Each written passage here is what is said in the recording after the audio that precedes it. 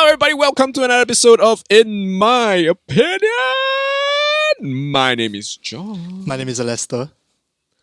Yes, and welcome back to another episode of our podcast. In my opinion. And before we go any further, we are going to plug our socials as per usual, but it's a little bit different this time. First of all, the things that stay the same, OverthinkSG on Telegram, t.me/OverthinkSG, as well on Twitch. Right now, we have 42 viewers. So everyone who is not here, you're sorely missing out. Join us at twitch.tv/OverthinkSG. But for our Instagram, our name might be changed by the time this comes out. It might be, it might not be. But if it's changed, or if it's not, either way, it'll be a link in the description down below. Correct, it'll be in the comments as Click well. Click that link instead. Yeah, click the comment link or keep the description links and we will have it there. And please go and follow us if you haven't yet. That's where you get updates of when the new episodes are coming out, etc. So, yes, a lot of exciting stuff, John. Correct. And those of y'all that are hearing us for the first time, you appreciate the quality of our microphones and our headphones. So we are in plans to work with Audio Technica. So we will let you know more details as things go. But yeah, so thank you, Audio Technica, for this nice sound, man. Thank you guys so much. Anyways, today's topic will be a bit more chill because the last few topics have been quite serious. And next week's guest will be a little bit serious, but don't spoiler alert for anyone yet. But today we'll be doing a sequel to an episode that we already have done before. We have already done this before. We reacted to NUS Whispers last year. But this year, brand new year, brand new problems. Life will continue on with issues. So new year, new shit. New year, shit. New year, same shit, man. Same shit, but packaged a little bit differently. So same shit, different year. I have actually basically screenshotted a few NUS Whispers posts. And I'm basically going to just read it out for John to react. John has not seen this. John has not reacted to any of this before. And basically, we are going to give our unsolicited life advice to everyone here. Yes. So this will be a short because episode. Clearly we are the experts here. We definitely have our life together and we are not dying. Correct. And not if we're not experts, right? How can we speak about it on the internet? Yeah, exactly. Like you have to. How dare we do it? But anyways, here is our unexpert advice. Okay, so why don't we start with the first one, John? Okay. All right. Hit me. So this NUS start goes, ladies. I need advice on what to do when you really hate a certain group of people that your partner hangs out with. Which I think is a very interesting... Wait, again? So basically... What, again? So basically, there's this there's a huge bunch of text. But basically, she was saying that her partner's friends are super misogynistic. Right. They're the kind that think that like women are there for just to be reproductive creatures. They're basically assholes. And she doesn't like it when he hangs out with them. So he said what to do. What's your advice? Ooh, interesting. This is tough. Do you want more details or is there all the details you need? More details. Give me more details. I need details? to paint a bigger picture. Yeah. Okay. For context, I came to know from a mutual friend that these two friends of my boyfriend have been bitching about me. My boyfriend's aware of it as well. These two guys are obnoxiously sexist who diss their girlfriends, their friends' girlfriends, and generally almost the entire female population. I also found out that when my boyfriend meets up with them, they bombard him with bad points about me. Some are true and some are made up stories, as they are trying to destroy our relationship.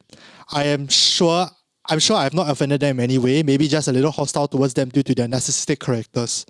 While I do not wish to be the petty girlfriend who controls my boyfriend, hang out with, who my boyfriend chats with or hang out with, I find myself getting bothered they actually chose to engage with these kind of friends. Then there's a whole bunch of other stuff that I think is like more embellishment stuff. But this, I think the TLDR, it's quite a long post. So just based on this, John, what's your quick reactions? Ooh, okay. Right off the top of my head, right? I feel that you, as the victim, right? Let's just call her Danielle. Danielle, sure. Right, Danielle. Don't know where that come from, but sure. It just came out of my head. But Danielle, right? So basically, Danielle, right? You must, first things first, figure out, right, what you can and cannot control in this situation. Okay. So in this case, what can you not control? Okay, what can you not control, right? The misogynists. You can't control the misogynists. The shitty friends. Yeah, the shitty friends. Okay.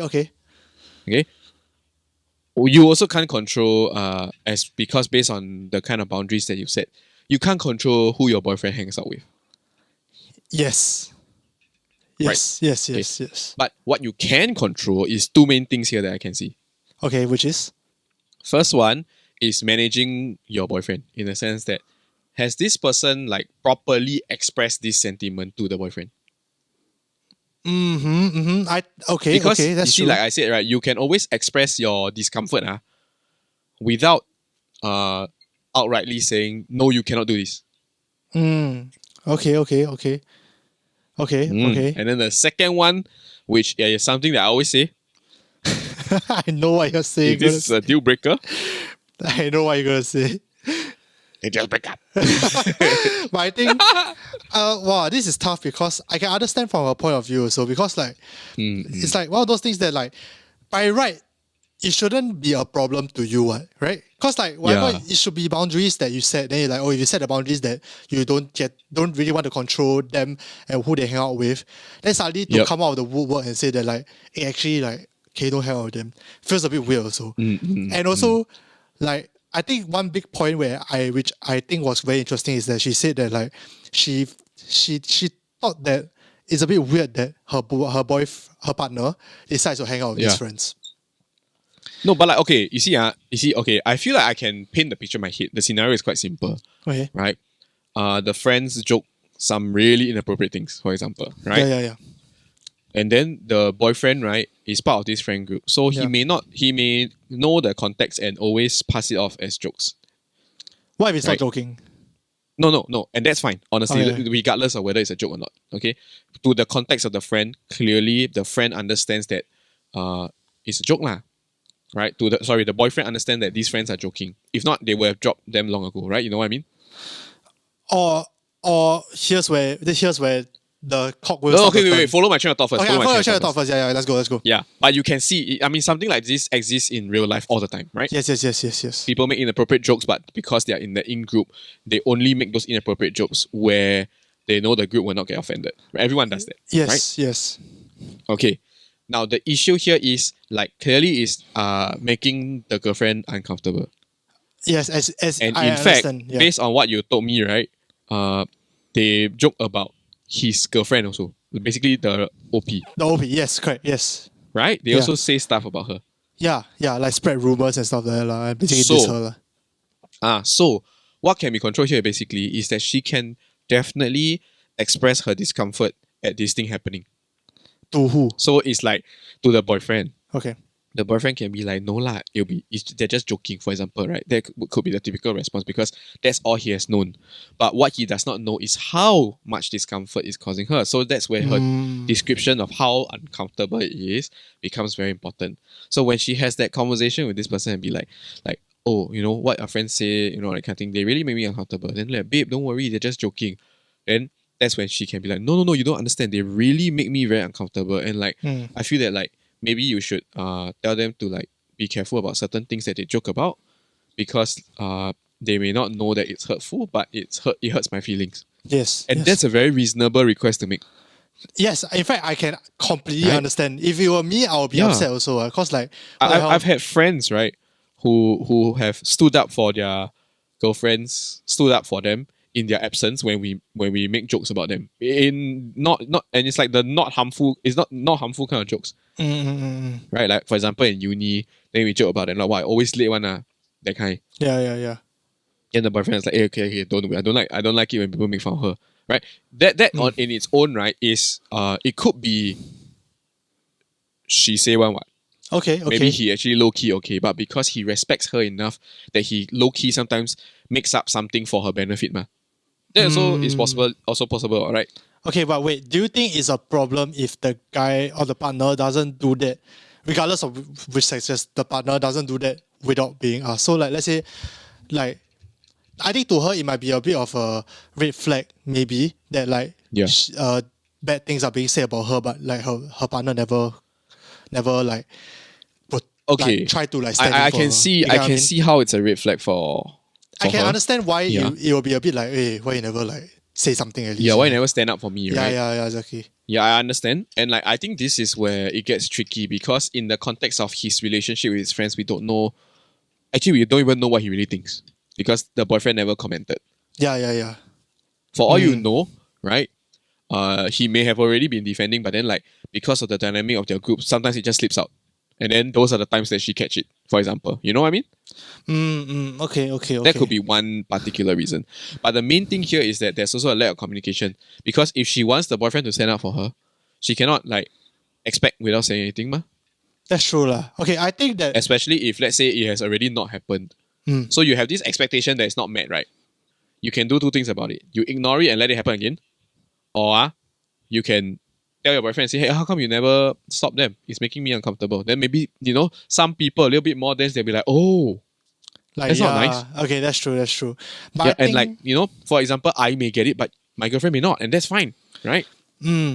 I think that like just based on like concrete steps. I mean, we always say this with relationship advice, but like most of the time we just like talk to the person first. But I think that if you talk to the person and you express the discomfort and the person brushes it off and the person like just a joke lah, don't take it seriously, what the hell, just he's not be like so uptight, or like he doesn't take it well and he doesn't respect the fact that this is making you uncomfortable, then maybe I think it really is a red flag. I think in this sense, because like he's your partner as well, you should like try to, I guess, communicate that and see how he responds as well. Yeah, 100%. Because like I think this is particularly important, and I think I experienced this in my own relationship. Not in this kind of misogynistic thing, but in various things that make people uncomfortable. Right? So like I think one very important thing is that like with open communication, we tend to try to validate each other's feelings as well. So when someone is feeling upset or feeling inadequate or feeling whatever, right? We don't like just dismiss it. Yes. Right? And like that in its own right will be able to help people to find understanding and also to be able to help each other meet them in the middle. Right? Because I can validate your feelings, but if I disagree, right, it must also come with the expectation that I disagree with you and then I may not do anything about it. Okay. But like I truly empathize and validate your feelings, and then eventually we find a compromise. But if you cannot find a breakup, either the receiving party tries to be understanding, or the party that is involved try to take active action to stop a certain action. If not, things will come to a head eventually. And when things come to a head eventually, that's when the tipping point occurs. Yeah, so it's like you try to compromise, but if it's something that you're really very, very uncomfortable with, I don't think it's like necessarily a good thing if you like keep it pent up as well, and like or like compromise based just because like you don't want to have conflict or anything. I think correct. Like just if you talk to him, communicate your needs. Yeah, if you talk to them and they are not like they are not nice about it and they are like very dismissive about the issues that you have, then maybe time to look somewhere else lah. But it depends. At minimum, they must validate your feelings. Yeah, it depends on like what you look out for in a partner as well lah. But from what I see, at least for this person, it seems like they are a bit more. Their priority one of their red flags could be that they want their boyfriend to be nice at least, or like they want their partner to be like, I guess, to stand up for them once, and these things are red flag to them. So if that's your red flag, then express it, and if the person doesn't do anything about it, then that's when you need to start reevaluating it. I think for the NUS Whispers one, this one was a bit more jialat because apparently like they have plans to BTO soon. So I think that makes it even worse. No, that's even better because you see, right, the stakes are high enough that like you are discovering all these potential character flaws before anything is done. So this is something that you can pitch and communicate to your partner as well. Because if you're gonna BTO, which is to buy a home, get married with this partner, you must let your partner know your needs. Right? You must let them know what makes you uncomfortable. All the more so because you're gonna BTO and get a place. Yes, I agree. Imagine you're gonna be married to this person, right? And can you imagine being married to someone that you cannot communicate your discomfort to? Yeah. That's not healthy. I agree. Because I mean, that's like a big basis of relationships also is the communication part and is the expressing and the conflict, I guess, resolution or the dealing with conflict within a relationship is a big part of whether your relationship will survive or not lah. So I think I don't think it's wise to just sweep it under the rug, especially if it makes you very, very uncomfortable. I think the better option is to just talk about it and see how he responds. And I think it's a good litmus test also.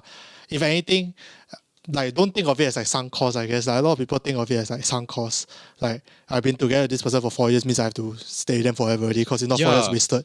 I don't think that should be the case lah. I think if it's wrong, it's wrong. Don't need to like stick with the sinking ship really, you know. Yeah, and I totally agree in the sense that like why broaching these kind of topics are important, because like a lot of people have this very serious misconception about where avoiding a problem equates to keeping the peace. Yes.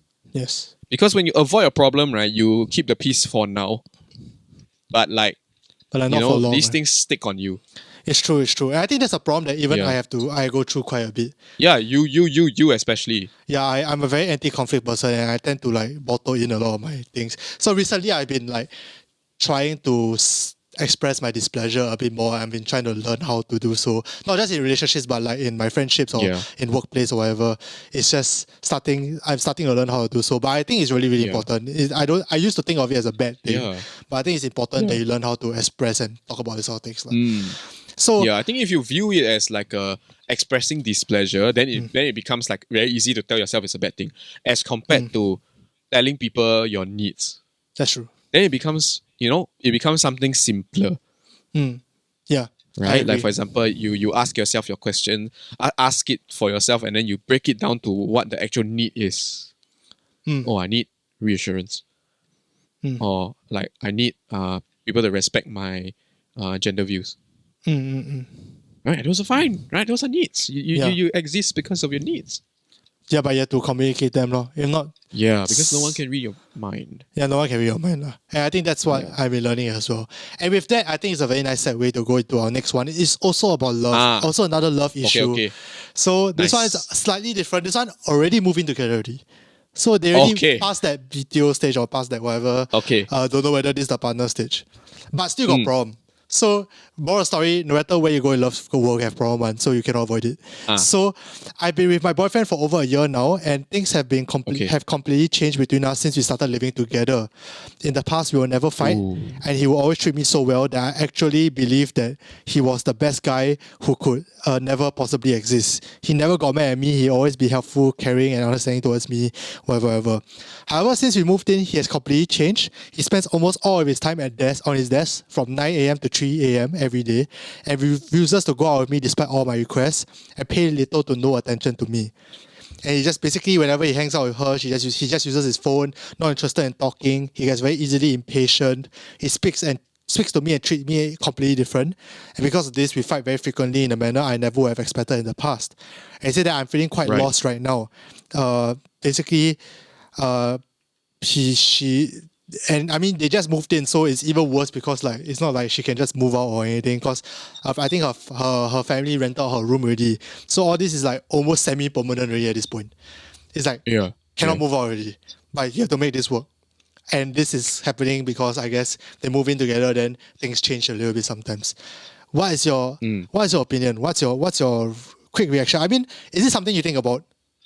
Like, I know you're not exactly at that phase of life, but is this something you think about? Okay, once again, I always would like to take a very moderate approach and take a step back to see the bigger picture, right? I think the first question that you have to ask in this situation, right, is for this lady to ask how much she has changed as well. Because, there could be two ways that this has triggered this drastic a change in your partner. Either you yourself change enough for them to recognize certain flaws and make them upset. Secondly, you have been displaying enough red flags that they are also experiencing the same feeling, and basically, for all you know, this dude of hers is actually posting the same exact post as her. Okay, maybe. Now, and the second one could be a little bit more direct, which I think is what OP is trying to hint at also, will be that the guy lose interest. I think it's more than just, okay, just from base, why don't we just assume that she didn't change that much? It's just that suddenly, because he moved in, only the guy changed. Let's just assume. Okay, that's presumptuous. Why don't we just assume it for the sake of the argument? Okay, fine. Yeah. So, like from the guy's perspective, maybe what's happening is that I guess they got they moved in already. I think maybe he felt like he doesn't need to try as hard. Maybe he feels like yeah, like can just like rest a If that's the bit. case, okay, so this is where first things first we need to. I hope like I mean OP has mentioned that she did indicate to the boyfriend that she wants to have more whatever, right? Yeah. I hope that they've communicated better about this and everything is more or less. So we work on the premise that we know lah that he just suddenly changed, right? Yes. So that's where you all need to have a serious conversation about what you can accept and cannot accept in a relationship. Okay, so like the thing about it is that a lot of times people have this honeymoon period at the start of the relationship, Yes. Yes. Yes. right? At the start of relationship, the honeymoon period, it's very easy to be nice to each other because you are in courtship with each other. Eventually, you all will transition into what I call the marathon stage of the relationship, which is the slow burn. Because if you don't manage the slow burn well, you burn out. You'll run out of interesting things to do. You'll run out of interesting things to view your partner as. You'll run out of interesting experiences to have with your partner. Yes. Yes. So this is where it becomes a management game. So you can't expect, like for example, let's say during the courtship phase, right? Wow, you all go to 10 interesting dates a month, right? As you go and develop longer in this relationship, which she mentioned 1 year plus, right? Well, I have no idea.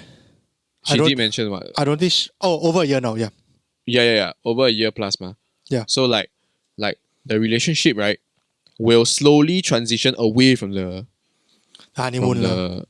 honeymoon stage to something that's more slow burn and more comfortable, Mm-hmm, right? So that's where things will be like you have to take some steps to try to bring everyone to the right speed, to make sure everyone is adequately satisfied Yes. and not in an unsustainable burnout manner. Yeah, and I think like just want to point out what some Twitch viewers are saying. So basically, Tiny Lemon Tart says sometimes the line between boredom and comfort in a relationship is so hard to differentiate. Correct. And I think that's a very I think that's quite true lah. And Denzel also says maybe cause now they're living together, they spend 24 hours together, and the guy is fatigued as compared to when before they were spending less time together and like it's more cherished. It's true. It's very true. You know, and like spending too much time with each other sometimes is detrimental to the relationship because you don't have time to be yourself. Yes. So maybe And like that's why now like he's taking sort of like revenge by every opportunity he can, right? Even though they're physically together, he's trying to be himself, you know? maybe. And maybe That like could be one reason. but I mean they did say that like the guy spent 9 to 3 a.m. on the desk and like refuses to go out and stuff like that. It's a bit extreme to be honest, but I don't know. Do you find this as a red flag? Like if you were in the OP's position, would you like would this trigger alarms? It would, and like it would trigger a serious conversation because like I will need to know the reason why, whether it's anything that I can do, and whether it's anything that they can do. Because if they suddenly flip the switch, right, then we need to make sure that we find a way that makes it work. Because after all, if the objective is to make it work, right, both of us need to compromise. It cannot be a like, can you please go back to who you were? Because clearly they can't. Yes. Right? So it has to be a system that benefits both. If not, it's not sustainable. If not, history will repeat itself, right? Yeah. So like the best way to do this would be to have this conversation and be like, okay, right now, right, I think we are not working out well. Do you agree? Right? For example, let me have that. That's a very tough conversation to have, right? Yeah, it's a very, very difficult conversation to have. That's like almost No, the but same like, as okay. asking as do you want to break up with me? Almost. In No, my but opinion. like no. That's where I feel that you're not emotionally mature enough. Because if Okay. you're emotionally mature enough and your relationship is strong enough, it can survive questions like that. It definitely will, but I think it has the It's same just weight. a question. Think about it. But it's the same weight as that, right? Don't you think so? Yes, I would it's a say heavy. weightage, right? Yes, it does. It almost feels like an ultimatum weightage, but right?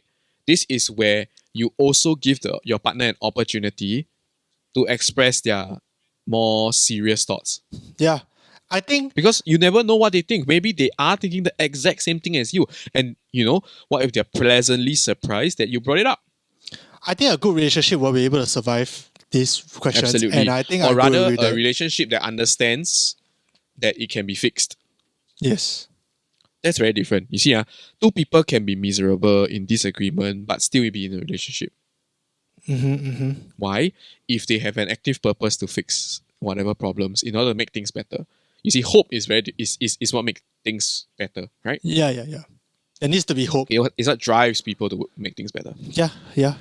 So if these two people are in a miserable relationship and think that they can work to make it better, they will. But this can only happen if both of them give each other enough reassurance and hope that they motivate themselves to do something different. Yeah. Oh, yeah. I mean, okay, so to the pessimists out there, I think a lot of people will be like, man, like, there's no way that this will change. Some people are like, oh, there's like maybe it's very difficult for people to change and like they don't see a way out of this relationship. What's your advice for this for the people who think this way in that case? As in, they don't see a way out in what sense? Like they already exhausted. Let's say they already did what you did. They already had a conversation. Okay. They tried to be civil. They try to say like, "Hey, I need you to spend more time with me. I know we spend a lot of time together, but like, I want to like actually go out on dates with you once in a while. I don't want this like fire to die. Whatever it is, this is what I want. I need in a relationship, and whatever. Yeah. Then the guy did not take it well. / they tried to compromise but cannot compromise. Even if the guy took it well, then how? Break up. Break up. You have no choice, right? Because clearly this relationship is not working out. Now is the time to transition to the next stage. First step, end the relationship. Secondly, deal with the consequences that come with it, especially because you are now living together. So it can be simple things like, assets or that kind of thing. And that's why I always highly recommend people who are getting married. Make sure you all sign a prenup. Because let's face it, good relationships are not built on love. Love is flimsy. It's a lot more than that, lah. It's a lot more than Love is that. flimsy, man. Yeah. Love is flimsy. And love is a feeling. I agree. So feelings change over time. Yeah, I agree. You cannot use love as the base. Love can be a part of your relationship. Yeah. No one's asking you to have a loveless relationship. But it should motivate you to work hard instead of only exist because of it. You know? Yeah. Why don't we just talk a little bit about the Twitch viewers? So one of them said that like, okay, yeah, but this guy's we time is the bedtime clearly. I think they said okay. basically they said something about like sex and stuff like that. And he said that I mean, why does any guy put in the effort to get quote unquote get a girl? He said that the girl should just leave and see what he does. Yeah. I don't think that leaving to see what he does is exactly what we're trying to go for. I think if you do leave, right, it's like really don't think this will work out. And it's like, it's not I want to leave so that you can chase me kind of situation. I don't think that's a very good way to continue a relationship either. Correct. The emotionally mature approach would not be to play games. Yeah. Right? Yeah. Because like if you play games with people, you tend to build up unrealistic expectations. And then like, is it, it becomes like it could become a vicious cycle. Is it every single time something happens, we need to play this kind of I will leave you game? Exactly. It's not so a healthy basis to start a relationship or have a relationship. Yeah. Yeah, and it's not sustainable because after a while, you yourself will get burnt out by doing this kind of thing. Yeah. Right? But I do get what elite athlete is trying to say because it could be because people are just trying to get into your pants, and then after that, when they succeeded, they kind of slacken off and give up on that, right? Which I think for a lot of younger adults, that might be the situation for men and women. I would say for both genders, overpromise certain things in order to get into their pants, which is something that I think a lot of younger people might do. But that is where you will have to identify where the limit is lah. Because if this person's character is truly like that, and it's the beyond change kind of situation where they are just like that, then you have to decide whether that's a red flag and whether this red flag is big enough for you to call off the relationship. Yeah, I think different people have different thresholds as well. Personally, I would think that this is, well, as in like based on the whatever the OP has said, is a little bit jialat. I'm assuming that they tried everything. Maybe they haven't. I'm assuming they tried to work things out and it hasn't been working out. And I'm assuming that the OP tried to be very, very civil and tried to have a very civil conversation and it didn't work out. I think it's a little bit of a red flag. So it really depends on who you are as a person and how much you're willing to take. Some people really don't mind if you like leave home for like 2 weeks and don't ever talk to them. Or like some people really don't mind if you like we live in the same space but like we can like 1 whole week don't even say a single word to each other. It really depends on you and it depends on your needs as well. You have to find the limit that you are willing to accept because after all that is a sort of like compromise for your partner. Right? And after that you also have to see what you're receiving back in return because if you compromise like this for your partner to have them become a version that they prefer, they must also be able to give you back because if they don't give you back then you must know that yeah, I think it's about the trying to like match the needs and stuff like that, which I think is quite important. And then every relationship is like that. It's not really like the crazy thing about any relationship is that when it fails or when it succeeds, is like when it fails especially it's almost never like only one person's fault. Like it's most of the time unless the person cheat or do something shitty, right? For the most part, most relationship ends just because like there's like a mismatch in needs or mismatch in like visions or mismatch in like personalities or whatever. Can you really blame that on anyone? Not exactly also lah. So it's really just part and parcel of relationships and parcel of life that you just need to find someone that you can relate that not just you can relate to but like can fulfill your needs and you can fulfill their needs and you guys have an aligned life vision, I guess. And in this case, I think that at least from what I see, it's a bit of a red flag and I think I'll talk to him a little bit more seriously and maybe try not to fight because when you fight it gets very emotional and unproductive. Yeah, same. I feel like at this point, if I were in OP's position, I would have to have a serious conversation about whether this relationship is working out because like the thing about it is that if my needs are not being met long enough, right? Yeah. Then that's a time where we need to have a serious conversation about whether this relationship is even working out. Because fundamentally, this person may not be able to give me what I want sustainably. Because this person has to give me what I want sustainably while I also give back to the person what they want sustainably. Because if not, the relationship will not sustain. Yeah. Right? The relationship might be exciting at the start, and then after that, when you run out of energy, it just burns out. Exactly. I think that's what most people have also, because romanticism and all that we have gone 1,000 times into already. Yeah. But like romanticism ruins romance. With that, should we do one more? Of course, I like this. Let's do one more that is not love related for once. Okay. So this one is quite interesting to me because I think it has some personal relevance to me as well. The post started out right away with how to work with a group mate with depression. ? Oh. So basically, I give you a TLDR of this. Trigger warning. Trigger warning. To people with depression. We're not trying to make this make light of a situation, but yeah. Yeah, so basically this group leader in a group project basically went MIA for like a few weeks. And basically he came back and said that like, he had a very depressive episode and he was very, very apologetic and he said sorry. I'm so sorry about it and everything. And then everyone was very nice about it. Everyone was like, no worries, go and take care of your mental health, it's okay, don't worry. But then the person asked questions like, I'm not a mental health guru here, which is fine, no worries.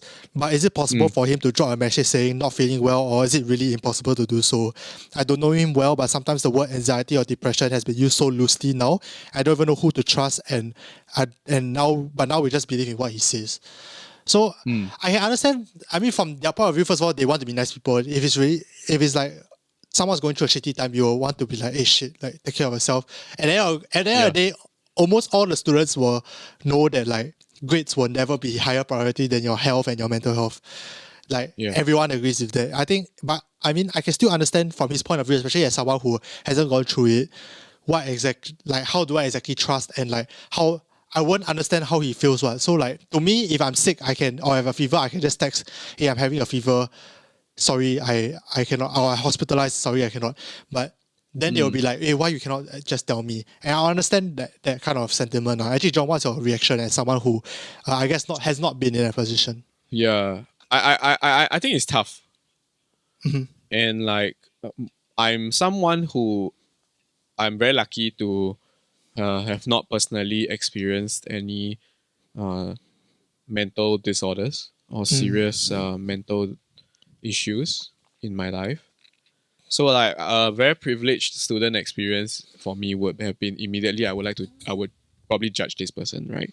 And feel like this person is lying because you're affecting my grade, you know? Right? Yeah. But now that I'm a little bit older and wiser, I feel that like it's important to set the premise for your questions. Now, what is a legitimate reason to ask people for legitimacy, right? Especially when it comes to things like their depressive episodes or whatever, right? Curiosity is not a good answer, right? There's a very clear answer here, and that is accountability for the grade. Wow, you will do that. Would you So, ask for just for the great accountability? no, very simple. Not because I want accountability for grade, so that I can feed back to the professor or whoever is grading this that we have a issue with a group. Okay. I'm not trying to victimize anyone here, right? Ooh, tough. Basically, we are working at 75% efficiency. Okay. And I think the professor deserves to let people know, lah. To let the professor know, so that in terms of grading or whatever, any leniency is welcome. But if nothing, at least I've said my piece. Okay. So you will just tell, not in a sense of like, hey, this guy asshole, or like, hey, this guy No, never do his work. I would encourage the entire group to go down to talk to the professor, because you see, you telling us that you have a depressive episode, right? We empathize. We're all nice people, thankfully, right? There's nothing toxic going on here. They are all very nice. Yeah. But I hope that in the flip side, you understand that this is my grade. And the only way I feel that I can reconcile this is if we properly, I mean, I believe the professor won't pry, but if you let the professor know that, like, hey, our group leader is down because of an illness and we were not able to fully function, right? Are you able to do it? Is there anything that you can help us out, Prof? Pretty sure. I bet my bottom dollar. Professors are willing to accept that kind of accountable answers, like accountable requests. I think if you go about it in a way that like it's like, prof, this person like it's not this person is unable to function. It's more of a this person Yeah. we will rather him rest or her rest. We rather they just like Exactly. just take care of their mental health and all that. But on the same side, Yeah. we are going down one man down. So we don't want to force him to do things because it might affect their mental health. Yeah. But at the same time, we also need a little bit help on our end also. So Exactly. Prof, See, is for there all anything? you know, Yeah.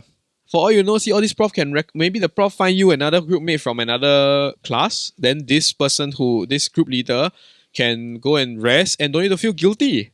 Yeah, I think That could be one aspect. I mean, you should probably talk to them. It's like you should probably talk to the person. It's like, hey, actually, if you're going through a lot of like shit, like, do you want us to help you ask prof for like a little bit of like leniency on your end so you can like properly rest instead of like you having to force yourself to do work or feel guilty all the time. First of all, I feel very sad that the person even felt apologetic or feel very guilty. And I understand from his point of view. So it's like, shit, I just went MIA for 3 weeks. Like, I know these people probably don't believe me and probably feel very guilty. So if I was a groupmate, that's what I'll probably say. I'm like, hey, first of all, are you okay? I think that's the first question you should ask. Like, are you okay? Tell me about it. Second of all, it should be like, okay, we don't want you to do any work for now because first of all, you need to take care of your shit. Unless you tell me you're okay, then sure. But if you are forcing yourself to be your right brother, you rest. Here's how I think we can help. I think we can go to the prof and ask for help for this case. Then I think it might be better. And the fact that you go to the prof and have that conversation, right? Regardless of whether this is real or not, it legitimizes whatever has been happening with your group leader.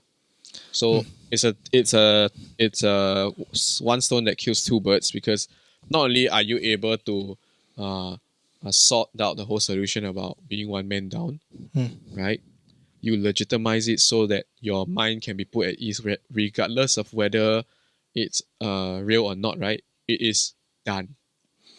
Yeah, and I would... You get what I mean? You don't want it to become a if or, iffy situation. You want it to be a done deal. Because what's at stake here, right? Your grades. Yeah. So if your grades are at stake, do something about it. And I see personally from someone who, I mean, I suffer from anxiety, say this 1,000 times really, but as someone, if let's say I was in this group leader's position, I think that's something that I would like appreciate also. I'll be like, okay, yeah, shit, I've been like feeling very shitty. If you want to take this off me, first of all, I'll be, to be honest, I'll be a bit scared that my grades will get affected because like if you thought this is a prof, then the prof might be like will make me take LOA or whatever. Then I think that's not a very good solution for me. But I think from the point of view of like my group mates and my friends, them asking me if I'm okay and then trying to solve the problem with me and try to ease my issues, whether or not the prof at the end of the day is like the right solution. Maybe the prof ends up to be an asshole and say that like, oh, in that case kick him out, else him take LOA. Then that's not, if the person doesn't want to do it, then that's not a very productive solution. Then I guess internally they can work out something else. But at least Correct. that like step forward and trying to help me out will make me feel a little bit less alone in this problem lah. Correct. Because you see, one situation like this has effects on 4 different individuals. Yes. Even though this is one situation. And who governs this situation right now? The prof, right? Mm-hmm. So letting the prof know, they may be able to offer solutions that within the 4 of you may not be able to come up with. Yeah. Like for example, maybe the prof hears about this and then they may surprise you and be like, oh, this isn't the first time I heard this. Oh, what? Shit. Nice. We got the prof that has the experience. Right? And then what happens? Oh, prof knows this person. You're going through a depressive episode. Send you for counseling, for example. Mm-hmm. So arrangements are made. You go for counseling. You take LOA, for example. In the meantime, I assign this group another group mate. All fronts covered. Or like maybe You it's never like, know. or maybe like know? an alternative assessment or something along the lines. Maybe they Yes. already have like a contingency Extended deadline, for example. extended deadline, exactly. So maybe there's already something already. And like for the people who are in uni right now, like there are a lot of, I know that there are many profs, especially now, who are more and more, I guess, aware of mental health issues. I'm not speaking for every prof, but at least in psychology, I mean, maybe because it's my department, and in psychology we learn about these things. The profs are really, really nice. So there are people who have asked for like extension of assignments really for mental health break, and because like they are going through a shitty time, and the prof will be like, okay, sure, maybe just go to a school counselor and then get the school counselor write a letter or something, then we'll Correct. extend the deadline for you. And I think that's Correct. a good compromise as well, because they want academic integrity as well. But I would say like don't treat that ask for a letter too too personally. I think they just want to cover their bases. But I think it's a Absolutely. good thing that they have like this contingency plans, and you don't have to worry too much about this, because I think all profs are starting to understand that mental health is a big problem, especially in universities or in schools. Correct. So don't feel like there's no way out of this lah. I think there's definitely a way out, and you just need to ask for it. And if the prof is not nice, there will be profs that are not nice, I am sure. There'll be more, There'll be a ton of profs who are not nice. But I think have a nice group like this that is willing to work things out with you. Maybe you can work out something that like, okay, like this first deliverable they are done already, but second deliverable I put in more work in, or third deliverable I put more work in, also can, you know. Let me just put it out there that like if the prof that you approach first is not nice, right? Yeah. There are more profs that you can approach, and there's the department senior above your prof to consult if things get bad, and even higher up, there's still your faculty counselor, all that kind of thing that you can always contact. Especially if these are These are FYP. people. Yeah. Yes, and these are people that can put in the help for you. Now you must understand that this may be a bump in your route, right? Maybe, oh no, extended deadline, I have to graduate later, for example. That may be a bump in your road, but you shouldn't blame your group mate for that. Yeah, exactly. Don't blame your group So mate. that's why I say the best solution would still definitely be talk to the prof, because for 2 main reasons, okay? For both sides, okay? First reason is that for someone who is going through a depressive episode, it helps to remove guilt. And as a group member, you can help them say that, like, you know, we also want to do well, we also want you to do well, but we don't want you to suffer and we don't want you to be guilty if the result is not to your expectation. Yeah. So let's talk to the prof. Secondly, what if this guy is faking? If this guy is malingering, right? Yeah. Which I After let's you not talk to the prof, Yeah. if you talk to the prof, 2 things can happen. First, they own up to it and it stops. Second, right? Maybe low key, they are facing other problems, but they don't know how to say. It is still an out for them. It still gives them the rest that they need Yes.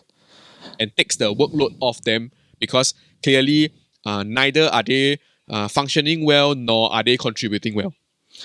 Yeah, I agree. And I think like Uh, personally, like there are a lot of people who ask me, as an army, let's say in army or in any group project, people keep saying that, yeah, as I said, like people keep throwing around the word anxiety and depression. How do I know it's real? My answer is always, You don't know. it's not up to you to decide. And you don't know, you will Yeah. never know. It's not up to you to decide either. If someone, I always say just assume that they are telling the truth. And if they really need to, if they really need, maybe you'll come across one person who is being an asshole and is malingering, sure. But if you come across someone who is saying that I have anxiety or I have depression and I really cannot do it, and you support them, that's going to mean the world to them. Versus if you say Yeah. like, hey, stop being an asshole, stop being a malingerer, that's going to destroy them. So Absolutely. I would say that like, it doesn't. I know. Okay, maybe because I'm idealistic as well, but like I think in this case, just trust them, and I think that's the best thing you can do. And you want Yeah. to Even go ahead. even if you don't trust them, Yeah. okay, take steps to legitimize it. This is my strategy because I am very doubtful, and I am someone who likes to like these kind of things. I'm very doubtful. Ooh, Yeah, yeah. did something happen? I think your camera just like Sorry. My flicker a bit. it flickered a little bit, but like okay, I'm back. You can still hear me, right? Yes. Go ahead. Okay, but anyway, as I was saying, right, I'm very doubtful as a person. Yes. Okay, and as a result of me being doubtful, right, I usually don't take this kind of news well. Mm-hmm. So the best way that I know to deal with it, okay, if you're someone like me and you're unsure, right, will be to legitimize it. And how you legitimize things is to always forward to authority. I agree. Yeah. Because so when you forward things to authority, authority has no choice but to take charge of it. It is out of both your hands. And that means it is legitimized by the authority. So in the army sense, what I would do if our officer is trust the MO, the MO knows what they're doing. If they Exactly. if they say like, hey, this guy is not fucking around, he really has problem, then don't go like, no, maybe he's malingering. Like just Yeah. trust the MO. And also if you're let's say in the school position, I don't think you should be doubting anyone. Personally, I'd rather you trust them. But if you really, really doubt them, as John said, forward to the professor, they'll forward to the necessary people. And if it really is the case that this guy is not being truthful, he will face You also the don't know, by the way. consequences. You wouldn't know. Yeah, and he will face the consequences somehow. But at minimum, if they're malingering, Yeah. right, they will at least be out of your way. Exactly. So Ah. I think really I would say at least from someone who has gone through these issues before, I would really much appreciate it if like the first thing that I say to people when I say that I have anxiety or like, oh, I had a panic attack, I'm so sorry. It's not, hey, you try to talking, is it? Or like, what the fuck, stop being weak, Yeah. or like, what the fuck, you don't like Yeah. don't come pull some bullshit, or like, oh, don't make excuses, that kind of thing. Because Yeah. it's really, really hurtful, and I mean people, this is a really, really big problem lah. So I would say It is, trust them it first is. lah. And I would say do your best to help them out as well. Yeah. As an individual, I feel that I'm not so is the word altruistic where I will Yeah. I'm not so magnanimous Nah. where the first thing I think of is that I want to give you sympathy or pity. I will still think about myself first. Sure. And I think most people are like that. So Sure. let me put my word in on how this strategy can still be done safely and nicely to your friend in the event that is real or not real, it doesn't matter. Okay? Yeah. And that the clear objective is very simple. You want to get them out of your way, but safely. Think about it in this way. Sure. Okay? Sure.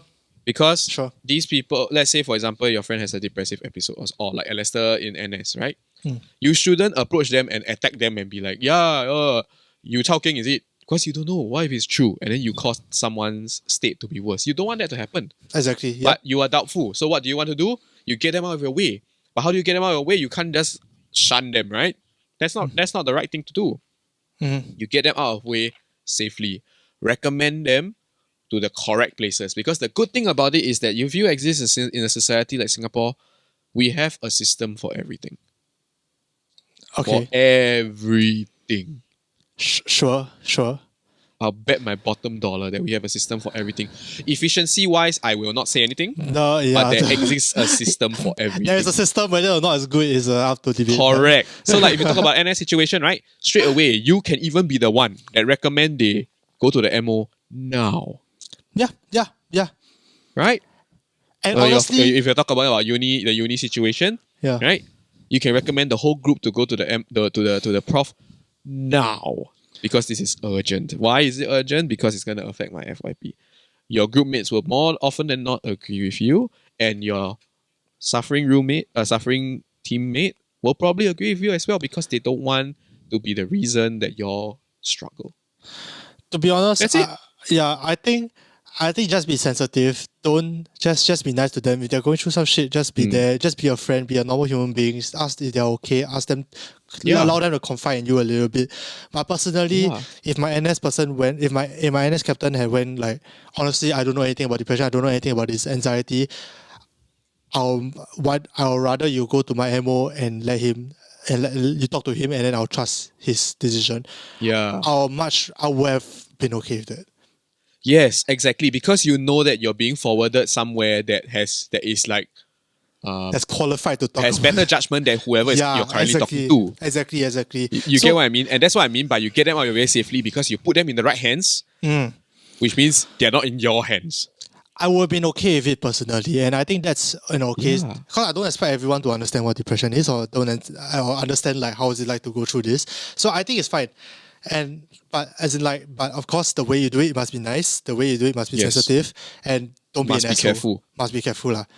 Yeah. So I know. I'm trying to project from a very empathetic angle, right? Yes. And almost like quite psycho, right? But like this is how I think of it. If you take a step back, of course, the interpersonal thing still has to be kind.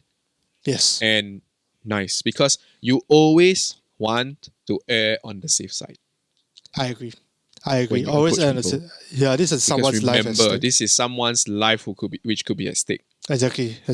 So and you don't know that, so you don't want to err on the wrong side. So the best way is to still approach kindly, and kindly get them out of the way. I agree. Think about it that way. If you ever find yourself stuck in a situation where emotions are overwhelming you, take a step back from the emotions, approach them kindly, but also kindly move them out of the way. That is the best way you can approach anyone who is suffering. Yeah. Sure. But I think that's a very reasonable way, lah. Personally, if you can somehow integrate them back into the group and like give them a role that is, I guess, less intensive. Maybe instead of group leader, it's like, hey, do you want to not be the group leader? You want to do something else instead? Like integrate them back into the group and like slowly get them up to back to speed and like get them comfortable and confident in themselves again. I think that's an amazing thing that you can do. But if you're John, you have no, you don't say like that. John. I totally agree with you. If you can, but that also depends on the task at hand. Exactly. I have to put it out there because I do understand how serious, how high the stakes can get for things like university FYP. If it's not FYP, then it's something else, then depends lah. Depends on the context also. If a compromise like this is possible, then by all means. But you must also understand that I hate to break it to people who might be suffering from any mental situations. Your group mates, right? More often than not, they will be thinking for themselves. That's fine. They may not have the headspace to think for you. Yeah. So they may take this kind of approach, but my advice to anyone out there is to still approach as kindly as you can without shooting yourself in the foot, basically. Because you do not want to be the roundabout reason that your teammate feels guilt. Yes. That's one reason as well. And also, you take care of yourself also lah. We're not expecting everyone to take care of us as well. You're not expecting the society to like shelter us or anything. So I think it's perfectly reasonable if you think the context or the stakes are too high. And I think as what we've always been saying, just don't be an asshole, be nice, be kind. Yeah, don't be an asshole. Just be a normal friend and try to ask if they're okay. Beyond everything, beyond the whole like bureaucratic stuff, beyond the asking the prof what to do, whatever, ask them if they're okay. I think that goes a long way. Absolutely. Yep. Because I think it's important to note here that like even if you're not group mates anymore, that does not mean that you cannot be friends. Exactly. You're friends at the core of everything. Yeah. And with that, absolutely. John, And yeah, we have come to the end of NUS we have Whispers. come to the end. We have come to the end. The last one a little bit more intense. We always do this. We always have like start to like crazy, like anyhow, then the last one intense. So but I hope also like those that are watching, you'll understand what we're saying lah. Don't take things out of context and don't misunderstand what we're trying to say here. A lot of thought experiments that were going on there. And we also don't want to be presumptuous for anyone who is going through that particular situation. So if your friend is going through that, please recommend them to somebody who can handle it if you can't. And if you're somebody who is suffering a depressive episode, don't be afraid to seek professional help. And don't be I mean, I also don't feel guilty also lah. I think people are a lot nice. I think sometimes what we say, let's say like the kindly get them out of the way, might sound a little bit too harsh. And we don't mean it by that. We don't mean like fuck off. No, we that's don't not mean what we're trying to say. We mean like we want you to be placed in better hands, because in the hands of like random randos, right, who have no idea what depression and anxiety is, right, you're probably going to get worse. So bring you to a better avenue where they can actually help you out, right, should be the number one priority for the people who don't understand. Correct. So that's what we mean by get them out of the way. I know get out of the way sounds a bit bad. If someone break, let's say real life one, if someone break their leg in front of you, right, but they're blocking your way, what do? You bring them away, not throw them on the roadside and tell them fuck off. You bring them away to who? To someone that can heal the fucking broken leg. That's what I'm trying to say. Exactly. Yes, and that will achieve they're not blocking your way also. You know what I mean? That's what I'm trying to say. Okay, don't take this out of context. Hoy. I think, but with that, thank you guys so much for watching today's episode, in my opinion. Join us next week. We'll be streaming on Thursdays as per usual. Yes. On Twitch. Actually, this Thursday when it's coming out, join us. We will be having a great episode here on twitch.tv/overthinkSG. Correct. And with that, and we'll probably be having a special guest, but we'll let you all know once again. But yeah, thank you so much for watching, man. Follow us on Instagram, join our Telegram chat, watch us on Twitch, and we'll see you all next time on next week, I guess. Yep. Stay safe and don't get COVID. Bye bye.